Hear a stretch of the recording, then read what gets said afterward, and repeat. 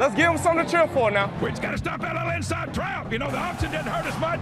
We playing pretty hard. We just got to stop that inside fight. Time now for the College Football Inquirer. Here's Pat, Russ, and Dan. Welcome to Pod Week 1. We're going to do 3 shows this week. We're going to do a race for the case later in the week. We're doing this. We were going to do 2, but now we're so excited we're doing 3. We'll do an overreaction show, but it will not be taped on Sunday as we normally tape them during the season.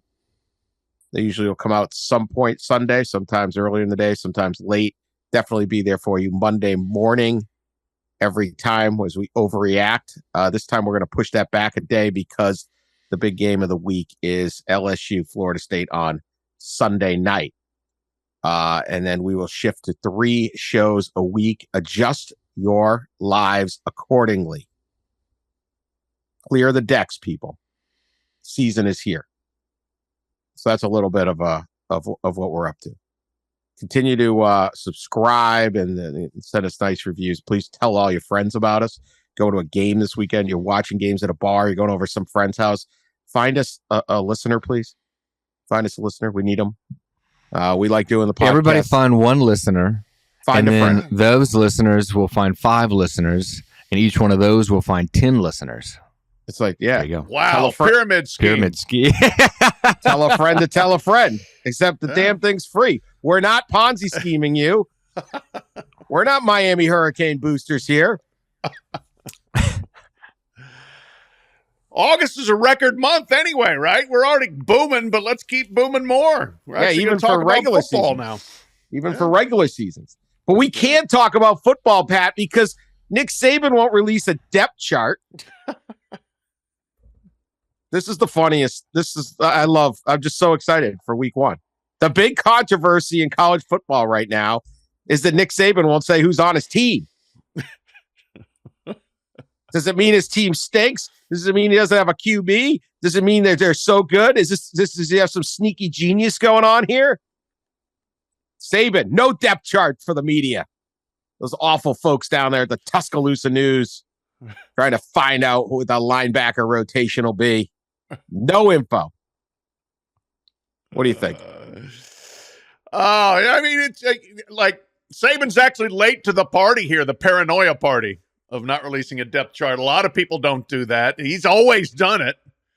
And if he doesn't do it now, that tells me a couple of things, or I guess it tells me a couple of things I can interpret. We can interpret it however the hell we want, because if he ain't telling us anything, it's open to conjecture. So I will say his quarterback situation's trash, and he doesn't know what he's doing there, and so they're just going to keep it quiet till the last minute, or perhaps even more realistically, and this is how deep into the paranoia you get, like, he doesn't want Texas's 42 analysts to already start breaking down film on whoever his starting quarterback is this week. They're going to have to wait until they get the film from Saturday's game against Middle Tennessee, because he sure ain't playing this game, this drama for Middle Tennessee. So it's got to be for Texas. So he's hiding the quarterback so that Texas's 13 defensive analysts in charge of breaking down second and medium, second and long, third and short, they got to wait until Sunday. Unbelievable genius by Nick Saban. Hiding Jalen Milroe. Yeah. Hiding Jalen Milroe. He knows the game. He started the game, the whole pre-scouting, in the middle of the summer or whatever. So and his former assistant is now head coach at, as Pat said, at Texas. So yeah, he knows how it works. So he's gonna he's playing the game, man, playing the game. Yeah, it's pretty fun. They released 2 minutes of video of quarterbacks throwing a ball to. Did you see this thing? Oh yeah, it was like 5-yard outs to no coverage. It looked like a dad and his son just having a toss. I saw better passes in the Santa Monica beach yesterday. Guys throwing it into the. Yeah, that was like, that's just great. I mean, it was like, oh my God. UCLA, Chip Kelly's not afraid. He named Ethan Garbers his starting QB, but then he said Colin Scheel and 5-star freshman Dante Moore will also play against Coastal Carolina. Just play them all. Play them all. Who knows? Ohio State has given the nod to Kyle McCord as their starting QB against Indiana. He beat out Devin Brown for the starting job, but Brown will also see the field against the Hoosiers. Everyone's playing transfer portal, the transfer portal bit. And then comes my favorite of favorites here. The real winner. Indiana coach Tom Allen will not reveal who his starting kicker is against the Buckeyes. Chestnut checkers, Dan. Nicholas Radisick and Chris Freeman are locked in a battle for the starting kicker job of the Hoosiers that has overwhelmed the Indianapolis media speculation machine, clearly. Yeah, because nothing drives speculation in the media more than Indiana football. So let's get Greg Doyle on the phone. Who is starting? Yeah. They said the media tried to pin him down. Straight question. Excellent question. Journalistically sound. This is how you do like presidents. Tom, do you have a starting kicker? Right? There's no wiggle room. He's pinned in. We do. Yeah. Those guys know all that. We're not going to post anything, but I feel good about that. Oh, there you go. I do feel like we have options. The secret kicker. Ross, you were a beat writer at LSU. Ever heard of anything? Like even Les Miles wouldn't go. Even for this. Yeah, I've never seen this one. This is a first to hide the kicker. Also, I speaking of kickers, did you guys see Kirk Ferentz in his preview of their game made sure to mention that who are they playing? Utah State. Utah State. That Utah State is a great punter, a great punter, and as we all know, Kirk Ferentz loves him some punting.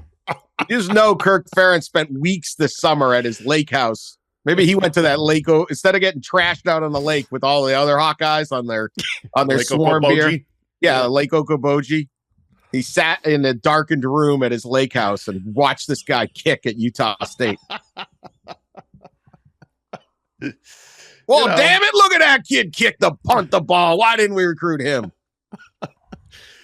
People have certain, proclivities or whatever. Like people might like toes or something. He likes punters. No. That's what you want to do with your free time. You're harming nobody. Just watching some kid from Utah punt the ball all day. Sure. Kirk, you want to go out in the boat? Nah. Did you see this punt he had when they played New Mexico State? Pinned them deep. What is the starting kicker? Okay, do you sit there and go, all right, this is what I'm going to do here. We're not going to tell you who's kicking because I want Ryan Day to be confused. Maybe we'll play the kicker who tries to kick it through the upright, or maybe we will play the other kicker who try. There's not. I don't know. Maybe like if one's right-footed and one's left-footed, and the ball's going to come off a little different angle, a little different rotation. There's the master stroke. I love it. All of which will end. And by the way, every kick basically ends in one of two ways: touchback or a holding penalty on the return. So, yeah, that's true. Well, no, this is the field goal. Oh, he actually named his kickoff guy. Gotcha. He named his kick. I think Freeman has won the. Maybe this is tipping his hand. Thankfully, we know that Tom Allen is. Should be in the World Series of Poker. Yeah. Can't read him. He did say Chris Freeman would do the long kickoffs. Okay. I don't know. Nico, I don't know what's going on. I'm excited. I'm tuning in. Oh, yeah. That's how you sell it. That's how you sell a sport. That's how you sell a sport. Who's the secret kicker? Yeah. Indiana.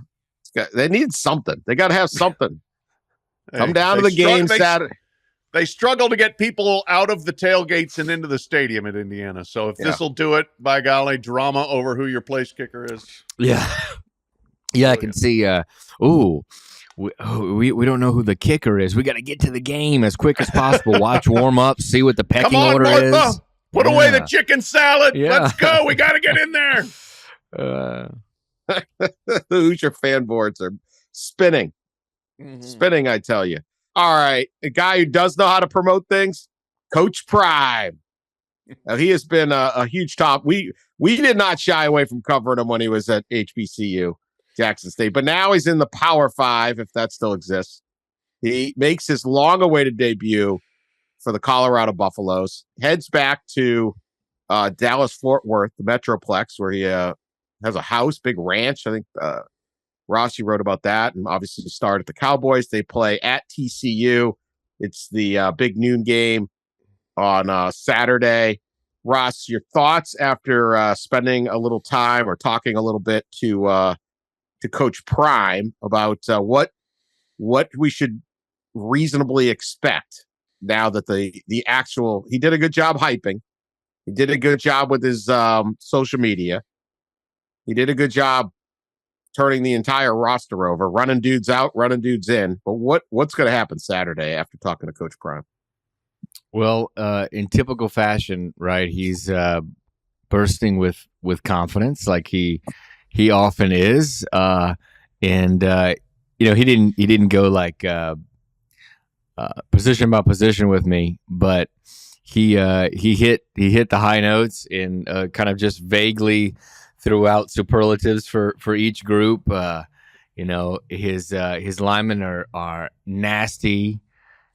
He said his skill players fly around the football, and so his specialists are special, I think he said, or something to that degree. So he's excited. He seems really confident. You wouldn't think that he wouldn't be anything else. I didn't expect him to be anything else. But this game is kind of fascinating, and as Dan mentioned, his ranch. There's a lot. It's kind of a fitting opening for him, a fitting debut for him at Colorado to be returning to the Dallas-Fort Worth area and playing TCU. He's got a ranch outside of Dallas, like a 100-acre ranch that he visits quite a bit. It's like in a kind of modeled after an Italian villa. It's got a couple lakes, and it's got the Gator four-wheelers and pickup trucks and all that stuff. But also that's where, he obviously started for the Cowboys, won a Super Bowl. And that's where he started coaching youth football and in high school football there. And then while at Jackson State completing his first season there, he interviewed for the head coaching job at TCU and was one of 4 finalists with Tony Elliott and Billy Napier and Sonny Dykes, who they ended up hiring. But I talked to athletic director at TCU, Jeremiah Donati, about the interview. And Deion Sanders had just completed one of his first surgeries on his foot. He's had 9 total. And before the interview, he had completed his first surgery, and he was in the hospital like during the interview. So he actually did the interview from the hospital, but blew away Jeremiah Donati and was a finalist for the job. And, I don't know where he was on that pecking of 4 coaches, but he's probably number 3 or so, so he was, and he doesn't, there are no like hard feelings or anything about it. But I'm sure that's burning him up a little bit, that he could have been hired there a year earlier in a Power 5 job at kind of his home. So it's a kind of a fitting debut for him and the Buffaloes. And I don't know what to make of them, right? They have 50 new players. They're kind of an enigma. I don't know what to make of them. I don't know what to expect.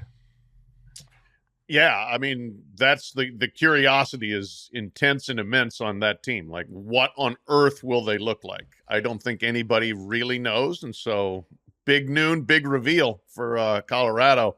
But people if you want to know why in the media we're excited to have Deion Sanders in a bigger role, so to speak, at Colorado in a quote-unquote power conference, this quote that Deion gave my colleague Richard Johnson at Sports Illustrated is why. Richard must have apparently in asking the question, alluded to a new proving ground for Deion at Colorado. This was Deion's answer. I can see the problem right there. Yep. Mm-hmm. We love you, Richard. Question. Yeah. No. Well, when you said a proving ground, I'm trying to figure out what do I have to prove? Like you said that I had to prove myself to somebody. Like, what do I have to prove? I've been in professional football for 14 years. I've been in college for another 4 years, so I think that gives me 17. Well, maybe 18. But anyway. Has to prove himself as a map. It gets better. I've been on television for 18 years. I think the credentials are good. I got a couple of jackets in the closet I ain't buy. One of them, I think, is from the College Hall of Fame. Yes. The other one is from an NFL Hall of Fame. And I'm thinking one from the high school from Florida State Hall of Fame. I think I got this, dog. Beautiful. Oh, Deion Sanders, please stay forever. I mean, it's not, I'm not telling you who my kicker is, but it's all right. It's all right. I know. It's just fantastic. It is. Who knows? Yeah. Shedeur Sanders looked really good at Jackson State, and he was would have had a probably be in Power 5 if his dad wasn't his coach already, right? As that level recruit, but like, how good is he? How good? What could he do here? They have the number one cornerback from each of the last 2 recruiting classes. So, like, they got 2 lockdown corners that literally no other school in the country has that much talent at corner. Now, they're a freshman and sophomore. Travis Hunter is a very, very good player, plays both ways. I'm guessing they're going to have trouble in the line. We also, like, TCU, very good program, obviously played for the national title last year, but they lost a lot too. And so, are they as stout that they're just going to run? Super fascinating game. You could pretty much throw anything out there other than like 60-0 Colorado. Like a Colorado win or a Colorado close game would not stun me. 45-7 wouldn't stun me if it's TCU though either. So, we'll do our gambling picks. Like, well, I'm sure we're gonna have to pick this game. Like, yikes! I don't. You got the stones to throw down on this one. Good for you. By the way, Pat, I asked a similar question to Deion, and my phrasing instead of proving ground was level. Like, you're at this level. This is your debut at this level. And here was his answer. Level, I've been at the highest levels. This level thing doesn't faze me. I don't know if you know, but we played in a Super Bowl or 2. People say levels. I say, come on, man. It doesn't feel that way to me. To me, football is football. Forget the darn titles and the levels and understand the work. That's one thing I echo around my building. Forget the titles and do the work. You might not have the title of custodian, but if there's a piece of paper in the middle of the floor, pick it up. Oh, Deion. I mean, he's got a point. He's going to step into Fort Worth and be like, oh, boy. he definitely won't be. We'll see if his players are. Yeah, I mean, I don't know. That one's going to be pretty interesting. We're excited that he's done it. I want to quickly let's take a quick break, and then we'll be right back with some playoff picks. All right, season's here. I want to get on the record here. Our playoff picks. I think we've all made them for Yahoo Sports and Pat for SI. I'm sure you made some. Let's go through our 4 playoff teams as we're calling it right now. Pat, you want to go first? Yeah, I'm trying to decide whether to go with the pollination strategy of just like throwing out different picks to different outlets at different times, so that eventually maybe one of them are right. Yeah, or that was one set of picks. That was the way I was going. Right, yeah, very cowardly, but you can claim victory later. That's right. Or or the bracket of integrity. Which way do you go here? There's no integrity here. No, there's none. All right, I'm going to throw this out. I'm going to just way out on a limb here by saying Georgia is going to be the number 1 seed, and we'll end up hosting being in the Sugar Bowl, and they will play number 4 seed Penn State. There in the Sugar Bowl. Ooh, juicy. And the Rose Bowl semifinal will feature Michigan, number 2 seed, against number 3 Florida State. And we will have a Georgia-Michigan final. It's going to look like Georgia-Michigan when they played 2 years ago in the Orange Bowl. Georgia's going to roll them and going to be the first 3-peat ever, unless you really want to count that hokey Minnesota 1934-36 thing, which I don't. Interesting. Ross? Well, I was trying to remember who I picked. Well, you can pick whoever you Yahoo want. Sport. So I know, got, but let me go back to Pat's pick. You got Penn State. They're going to lose the East, but they're going to beat Ohio State basically. So they'd be 11-1. Ohio State's going to have 2 Big Ten losses for the first time since Luke Fickell was the coach. Oh boy. Oh boy. Could be bad for Coach Day.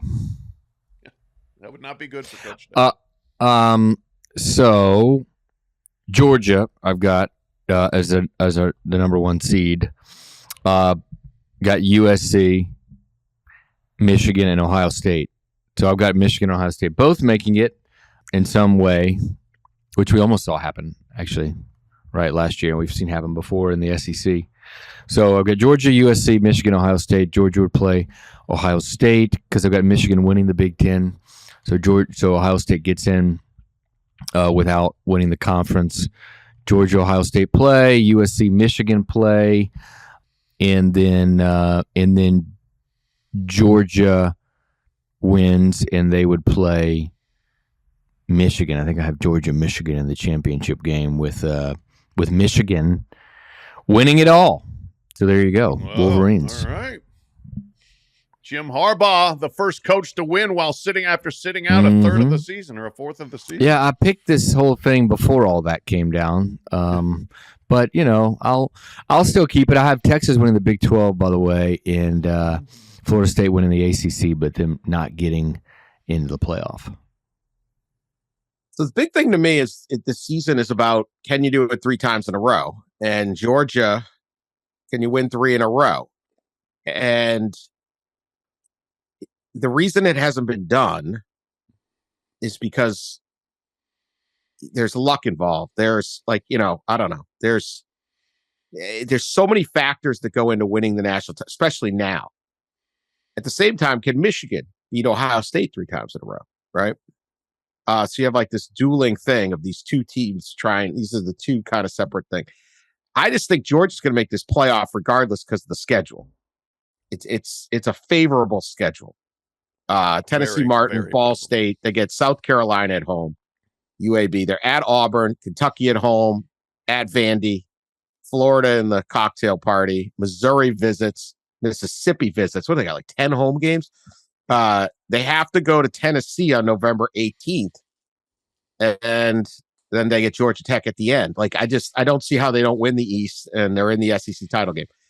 So I'm going to pick them to make the playoff. I'm not doing the seeding. That's too complicated. I'm like Coach Prime.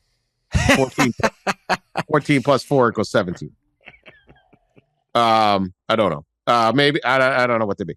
I think they could lose to LSU. I'm putting LSU in there. So I have 2 SEC teams, Georgia and LSU. And I'm going to go with Michigan, not Penn State, although because Penn State's got to show it. I feel like Penn State's where Michigan was 2 years ago. Like, prove it. Mm-hmm. And until they prove it, particularly when they go to Columbus in the middle of the season, and then they got Michigan, I think, visiting after that. They got a ton of talent, Drew Aller, QB, all this stuff, lot there, but they got to prove it. So I'm going to stick with Michigan in the Big Ten.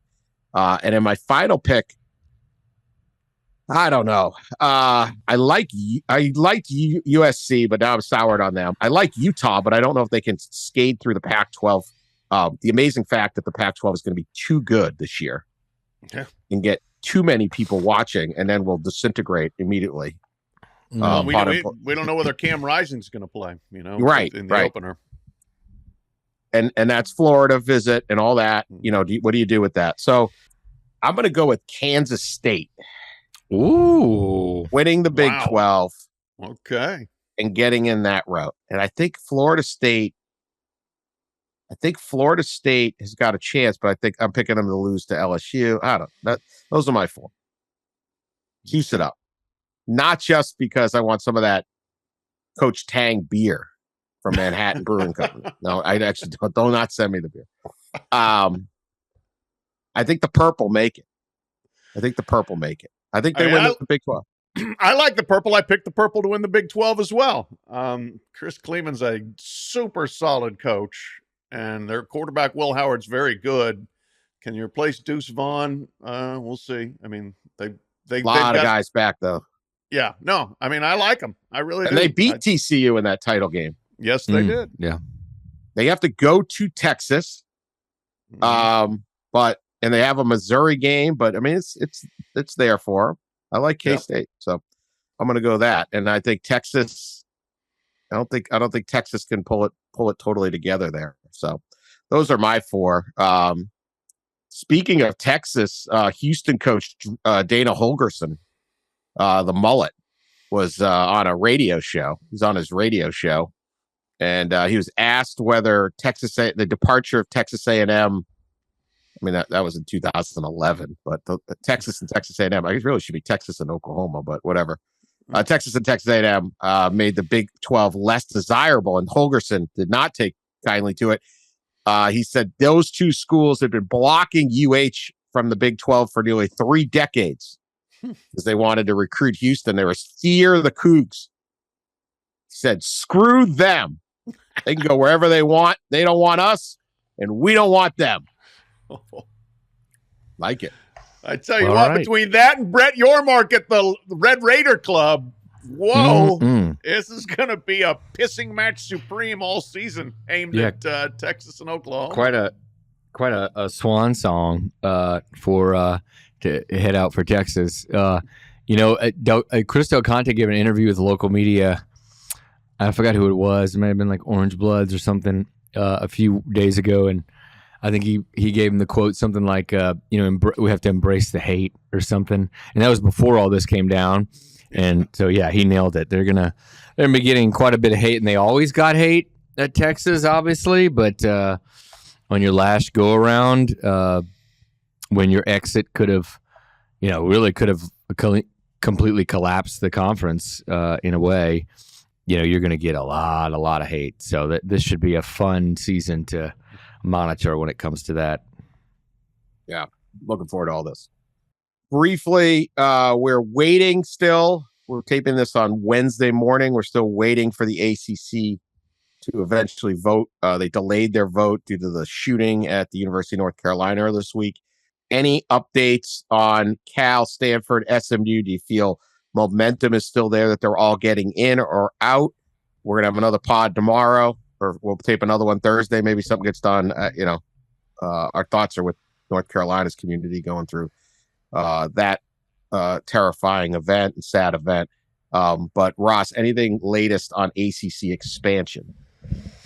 Well, as of 8:30 a.m. Central Time, no. I'm sure that could change at any minute. There was a sense that, I'm in Dallas today for the CFP meetings, and so is Jim Phillips, the ACC commissioner.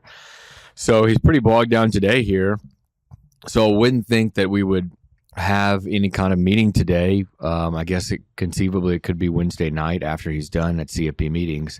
I think the goal was always to get something done before these meetings started, because at these meetings is when they're going to discuss the format based on realignment changes. And with realignment, the ACC kind of, in a way, could hammer the final blow. And so the fact that it doesn't happen yet might stall some of the conversations at the CFP meetings, but nothing so far. Maybe they reconvene Thursday or Friday.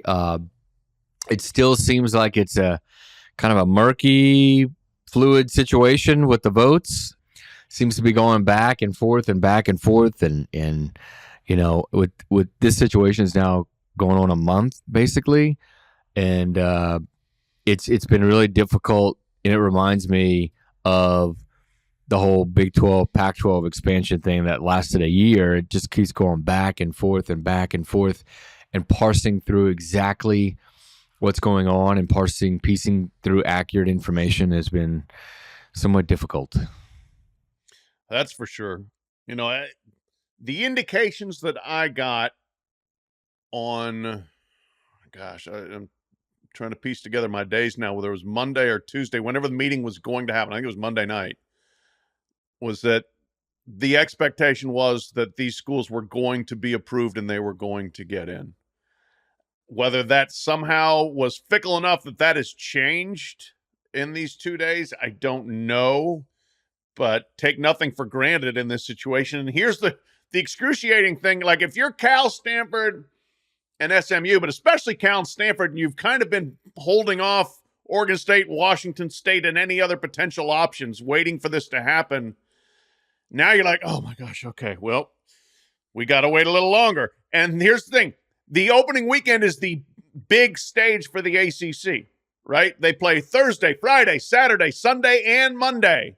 And they've got the big centerpiece game Monday night of Duke and Clemson. They've got Florida State in the biggest game of the weekend on Sunday. Big games for them.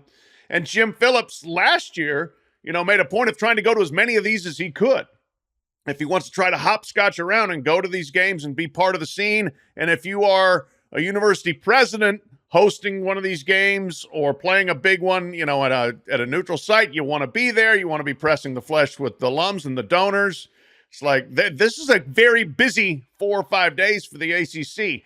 Can you just say, hey, wait a minute, we got to vote on this or not? Do you have to deal? I mean, you would think you could multitask enough to hold a meeting and say, let's vote, and then let's get on with football, but maybe not. I don't know. If this could drag into next week, I guess is what I'm saying. The votes are there. Shouldn't this be pretty quick?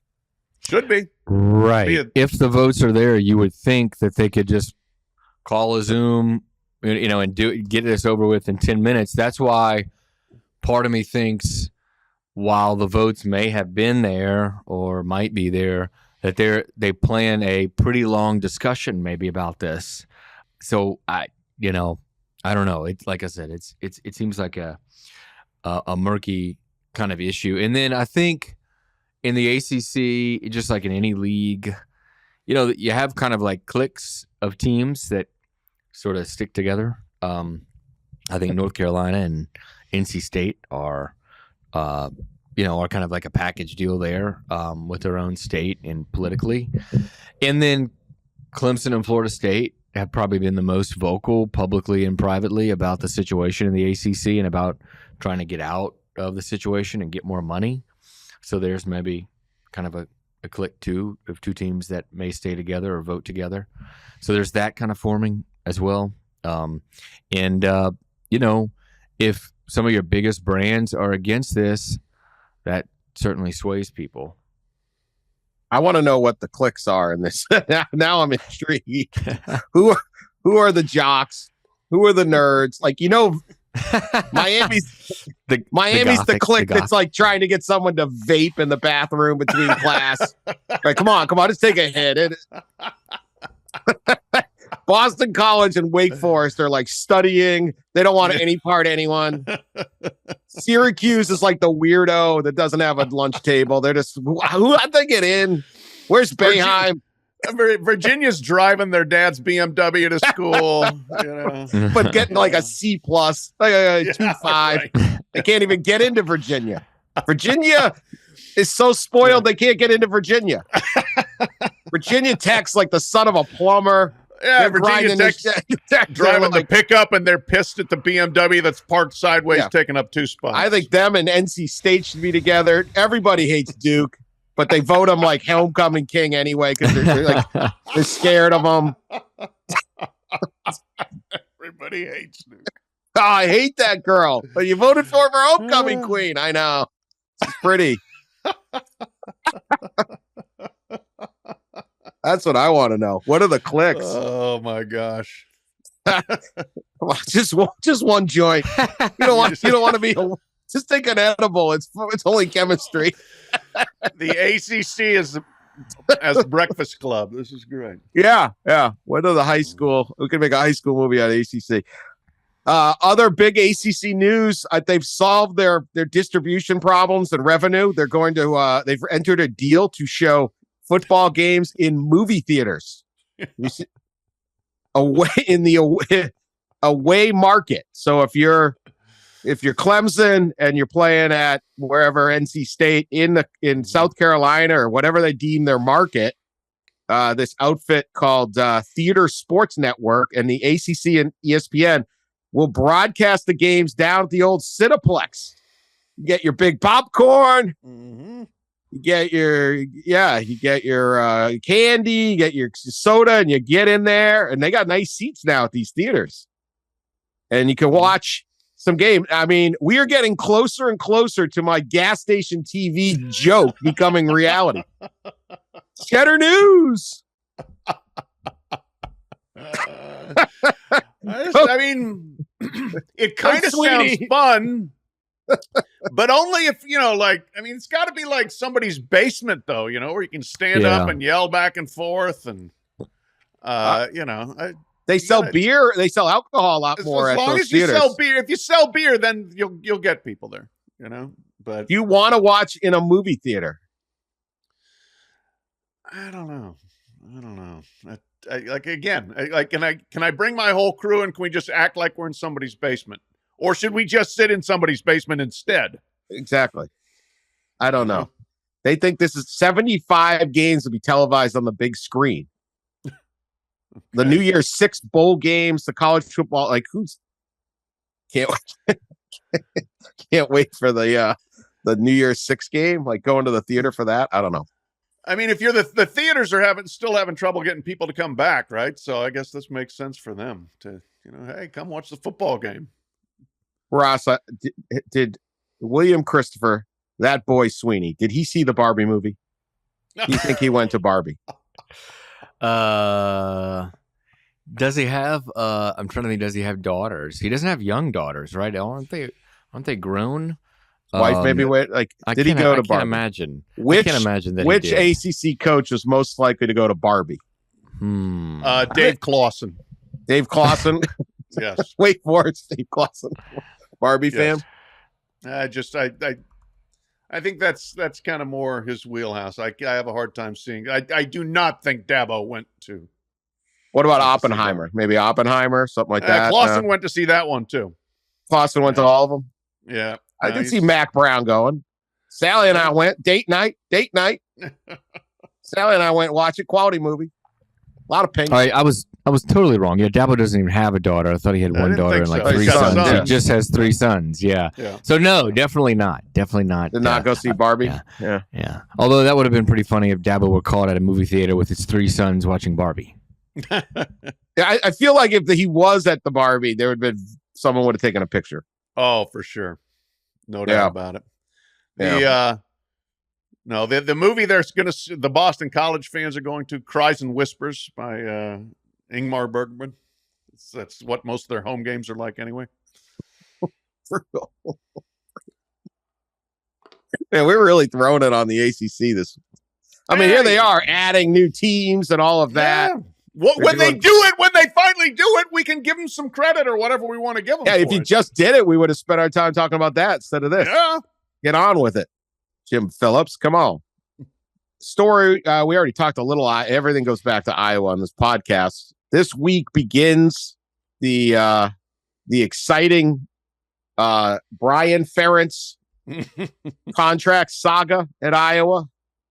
If you're unfamiliar, the Hawkeyes, much fan maligned offensive coordinator and son of head coach Kirk Ferentz.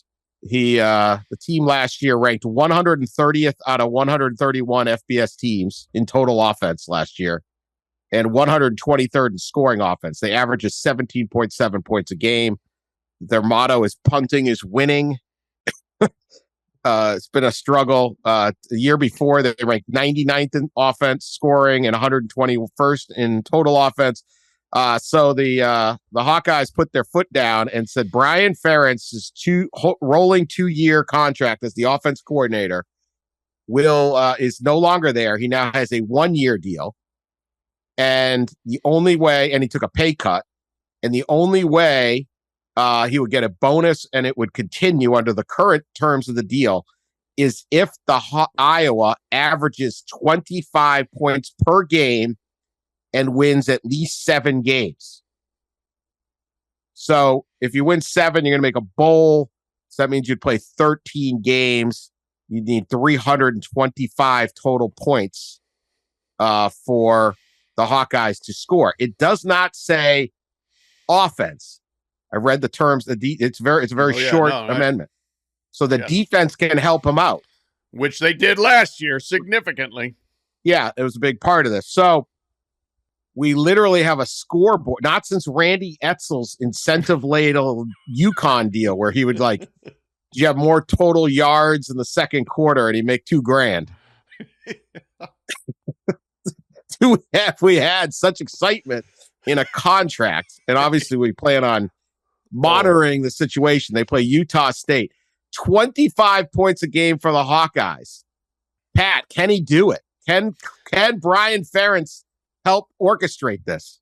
I can tell you this. This will be an ongoing saga all season on the pod. There's no Couldn't doubt be about more it. Matter of excited. fact, producer Sean Anderson has already put together a fantastic graphic that we will update with the point total in respect to the 25 points per game average. So can he do it?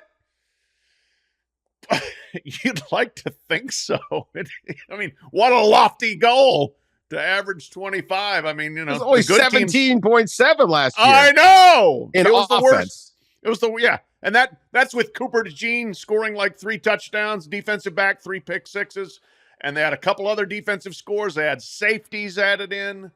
I mean, they brought in Cade McNamara, quarterback, although he's got some injury issues. Not sure whether he's going to be 100% here to start the season. I mean, it's incredible that he kept his job. If his last name were not Ferentz, he would absolutely be at Grinnell College or something like that right now working. But can he do it? I'm going to say no. He does not get it done. Oh, The contract gets him, and he gets fired. No faith, huh? No faith in the Ferentzes. Well, I don't really have any either. I don't know that they're going to do it as well. But even if they don't average 25 points a game, they still might win like 10 games. It seems to be their thing is defensively winning games and doing it through special teams. Was it last year, the year before, that they had scored almost as many defensive touchdowns during a stretch as they did offensive touchdowns? That was amazing. I agree with Pat. I don't think they hit that mark, but I also think they probably still win 8, 9, 10 games. remember it was like one of those great Miami, like that 2001 Miami Hurricane team. Like their defense would have ranked like 17th in total scoring. Yeah, right. There's Ed Reed or somebody just touchdown. I mean, this is fantastic. I could not be happier that this happened. The thing is, it's the Iowa people, they caucus, right? They love elections and stuff. You got to run up your margins at times. Like if they're playing, Western Michigan visits in a couple weeks. They got some issues here. Utah State, quality program. They have 3 non-conference games at Iowa State. Now, half that team is out for gambling, as far as we know. We don't. And then Western, but like if they get up on Western Michigan, they could be punting for winning then. Oh yeah. You gotta get like 40, 45 against the Broncos. Yeah. See, that'll be one of the big tells about this is where Kirk's trying to keep his son employed. Kirk loves a plus territory punt. Punt from the other team's 41 and pin him back on the 3. Well, if it's 4th and 3 at the 41 and you've only got 18 on the board that game, maybe it's time to go for it a little more. I will just be fascinated and can't wait to microanalyze the decisions that are made here regarding scoring points for the Hawkeyes. Well, then we get Cooper DeJean was tied for the 3rd most touchdowns for Iowa last year. He doesn't play offense. I can't believe that they put this in writing. Yeah, that's great. Like, what if it's 24.5 points, but they go like 9 and 3, like Ross said, win 10 games? Yeah. Uh-huh. I guess they could just tear this up. It's not like you get thrown into a volcano if it doesn't, whatever. They'll figure something out. That would be something. That would be more exciting. That's a good point. The Iowa fans get to carry him into a volcano and toss him in. Our offensive coordinator will perish if we do not. Thrown into Lake Okoboji with Lake Okoboji. You'll be stuck going to Lake Okoboji with no alcohol. That's the punishment. Spend a weekend there. Then there's this 2-game swing in November. Like if things are going sideways, they go to Northwestern, which should be an absolute calamity this year. Yeah. November 4th, and then they host Rutgers, which is always a calamity. Yeah. on November 11th.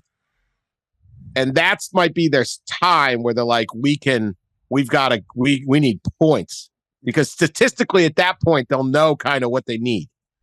So this is going to be absolutely fantastic on all of that. We also have one more. I mean, I know it's all about we do have the update, the truth about the butter cow at the Iowa. Yeah.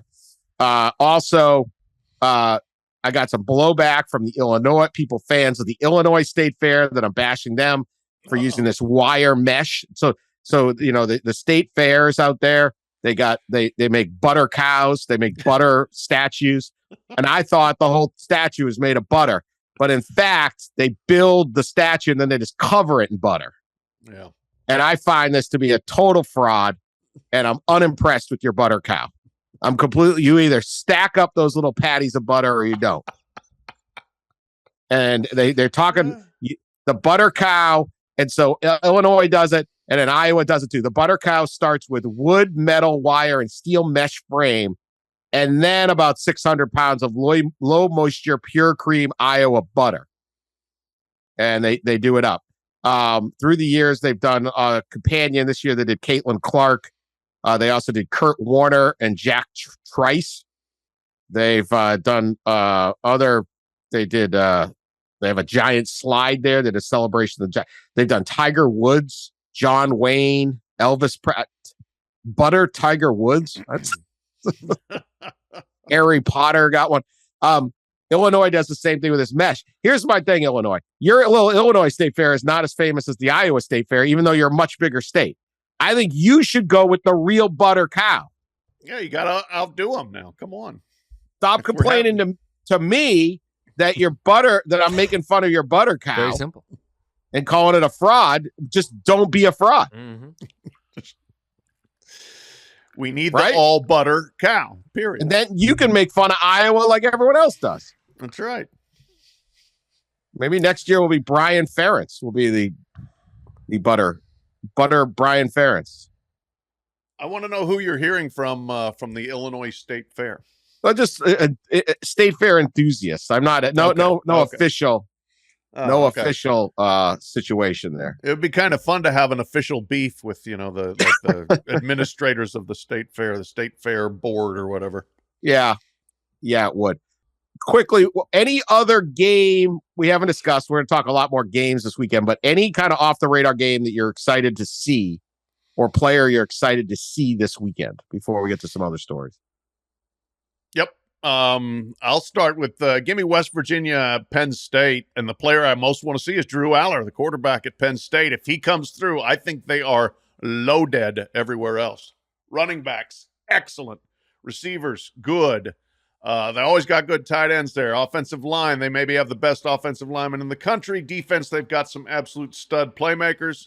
Drew Aller, highly recruited, looked good in limited appearances last year, backing up Sean Clifford, steps into the starting role, and if he comes through, this is their chance to potentially get over on Ohio State, which I believe has beaten them 6 in a row, and Michigan that's beaten them 2 in a row, but has really kind of shoved them back to third in the Big Ten East. So I want to see how Aller and the Nittany Lions look, and then also, Does Neil Brown have a chance to save his job at West Virginia? He's on the hottest seat probably going into the year. A lot of people thinking that could be a September job change if they get off to a bad start. Neil was really chesty, kind of feisty at Big 12 Media Days. They got picked last. He didn't like it. He said, we're not going to finish there, I guarantee it. So we'll see what West Virginia brings to Happy Valley. Prosser, game you want to see? I'm excited to see this how this Michigan interim coaching plan goes. Oh. You got the co-defensive coordinator. He's going to be with the first game, right? He's going to be the coach of the first game, and then you've got the second game is Sharon Moore. He suspended the first game. Right? A lot of suspensions going on over there. And then you got the two coaches, right? The special teams coordinator and safeties, Jim's son Jay is going to take the first half against UNLV, then Mike Hart Mike Hart is going to take the second half. We've never seen anything like this, right? And so I'm Harbaugh. I'm pretty excited about leave it to Jim Harbaugh about seeing how this works in the kickoff the season against East Carolina at noon, and I think that's a virtual only game, right? Isn't that the streaming only? Isn't that the Peacock? That's a Peacock game. Peacock game, yeah. Be interested to see how that goes too this season. The Peacock. They got Mike Peacock Tirico is calling that game. Mike Tirico is the biggest, most important guy at NBC. The guy is I always like Mike Tirico. He works. Unbelievable. Good He's at everything. I'll host the Olympics. I'll also do a noon Peacock game of a 53. It's like, what? Come on, Mike, take a day off, man. Come on. I think that I love that graphic Michigan put out. Yeah. Oh yeah. Of who was going to Jack Harbaugh, and they made it like, I mean, they like celebrate it like they cannot have recruits on campus the first 2 weeks also. So that limited my proposal of getting Tom Brady 1 week and Charles Woodson the next week and somebody else so I still think they should have done that though. Trot Tom Brady out and then watch the recruits show up. I made mention somewhere on the pod about Jay Harbaugh showing up as one of these, game coaches, and lo and behold, it's happening. Yep, there he is. So yeah, that's pretty good. All right, kind of along Pat's line, I want to see Cade Klubnik play. They're playing next Monday Night Football against Duke. The Clemson quarterback, huge recruit out of Austin, Texas, a couple years ago. He showed a lot late in his freshman year. And, it's funny because we're going through all this stuff. We talked about playoff teams. We didn't mention Clemson. They weren't in our debate. But little old Clemson, Dan. Get them back.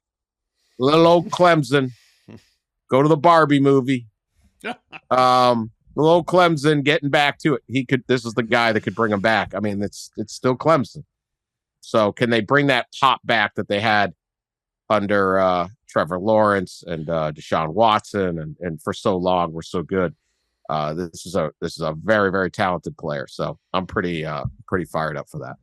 New coordinator too. Garrett Riley going over from TCU and Dabo going outside of his family tree for once to hire a coordinator there. Yeah, going to be interesting. All right, this is clearly the most. I really should have led with this, and I'm going to apologize to all our listeners for not. We did want to talk some football, but this is a serious concern. If you recall, earlier this year, Canada, the Alcohol Commission of Canada, changed their recommendations for how much Canadians should drink each week and lowered it to 2 beers a week. 2 beers a week or 2 beers a day? I thought it was 2 beers a week, wasn't it? 2 beers a week? Come on, man. In Canada? 2 beers a day? No, 2 a day. All right, 2 a day, but then not to. Well, you got the interview. Then the local news went to the man on the street and found this guy. Sean, do you have that interview? Dan, I always have this ready. Okay. Attaboy, Sean. This is what the Canadians think of this. I'm sorry, 2 a day was the limit. Yeah. What did you buy today? I bought 6 Busch Light, 6 Bud Light, and I love them. Tall boys. Tall boys? How much would you drink a day? What day? Regular day, I don't know. Maybe a couple beers. Depends. Weekends, maybe 5 beer. 2 drinks a week. What do you think of that? Well, that's just not feasible. Not in this country. Well, come on, man. 2 drinks a week. What's that going to do for you? I mean, that doesn't even get you through a day. A reasonable amount. If you're at home, you'd be able to have 4 beer. That's just that's just 2 more. I mean, 4 is a fair number, but there shouldn't even be guidelines anyway. Why are you going to tell me how much I can drink at home? Well, I guess the idea is, would you be concerned that you're at a higher health risk if you're drinking too? No. That's the main point here is, why are they telling me what I can drink at home? What, can I have 2 liters of pop? Can I have 2 liters of pop? Well, what's more healthy, 4 beers or 2 liters of Coca-Cola? Do the math. So I'm guessing that this information about the new guidelines is going to change your head. It's heartbreaking, and I can't even believe it. Heartbreaking. Heartbreaking. Do the math. Handle the tooth. Do the math. He only has 1 tooth. He said you can't handle the tooth. It is 2 beers a week. I was right. Come on. Okay, well, let's just say existential threat. Yeah. Okay? The director of the National Institute on Alcohol Abuse and Alcoholism, the NIAAA, which I think is currently in a conference realignment with they just added Savannah State to the NIL. I don't know. Anyway, this guy, George Koob, tells my favorite newspaper, the Daily Mail, that the United States may follow Canada's footsteps on alcohol guidelines. Whoa. Currently, American guidelines recommend men limit themselves to 2 drinks a day. Now, can they be tall boys like our friend in Canada? Because that's the thing. His 4 beer is really like 6 beer. Yeah. Do the math, Dan. Tall boys. Do the math. I'm doing them. 16 ounce. Are they 25? There's the 24 ounce. Then there's the big one where they do the extra ounce. The Busch Lights, they go the extra ounce because 24 isn't enough. Get 25, or it could be 40s. So what's a beer, right? Like it's all in one. Anyway, this guy, Koob, says if there are health benefits, I think people will start to reevaluate where we're at. So if we go in any direction, it would be toward Canada. I don't want to become we should play that Richmond, north of Richmond song. But what the hell, Koob? You're telling me I'm standing with Canada on this. Look, yeah, Canada can have their own ideas. That's fine. You don't bring that one south of the border. That ain't happening. You want to go into a tailgate and say, limit 2 beer. Can't have 4 beer. Got to be 2 beer. That ain't working. Yeah. What if you play Monday? What if the Clemson fan, they play Monday, then they play Saturday? You got to have 1 beer each game? We should have led with this, really. This is an existential threat. This is a threat to a lifestyle here, people. The call is coming from within the house. This is tyranny. This is tyranny. I will stand up and defend her still today. I mean, we've got it's supposed to be like the longest peaceful border in the world of Canada and the United States. Well, it's not going to be peaceful anymore. They try to bring that action down here. They keep sending bad ideas over here. You're going to find out what's up. Find out what's what, Canada. We're invading to the north. We already took Gretzky. Stanley Cup hadn't been won in Canada for quite a while. We got that too. Who the hell even was like, well, I was going to have another beer, but the government told me. I've reached. Not that guy we just heard from. I gotta wait till next Tuesday. Ross, are you going to have only 2 beers a week if this goob guy, he says he drinks a buttery Californian a couple glasses of buttery Californian Chardonnay a week. That's what he told me. Wow. Buttery Chardonnay. Sounds I'd rather put this guy I'd pass on that. I'm going to pass on that. Yeah. This guy should not be in charge of the alcohol. Buttery Chardonnays per lifetime. How about that? This is disgraceful. Are you going to do 2 a week, Ross? You going to follow the government? No, I'm not going to follow the government. No, and do 2 a week. 2 a day would be better, like our boy said. Make it 2 a day. 14 two a week. Boys a day. Yeah. But can you gear up? That's the thing. So you take a few days off, and then on Saturday for tailgate. Saturday go for 6 beer. Save six up. Beer, 6 beer, right. 8 beer. Yeah. Go dry for all 14. Monday through Friday, and then do all 14 on Saturday. Boom. Yeah. There you go. I like it. Think there's a lot more listeners doing that than 2 beer a week. Sean, any shot 2 a week? I think it's 8. It's 9. It's almost 10 a.m. Eastern time. You probably already had 2 today. Oh, I'll get 2 before noon. Just stick it to these Canucks. I'm not doing it. Well, I'm just disgusted that of all the things there are many great aspects of Canada. Mm-hmm. This is not one of them. No. Anyway, George Koob, I've got an eye on you. I'm watching. 2 beer a week.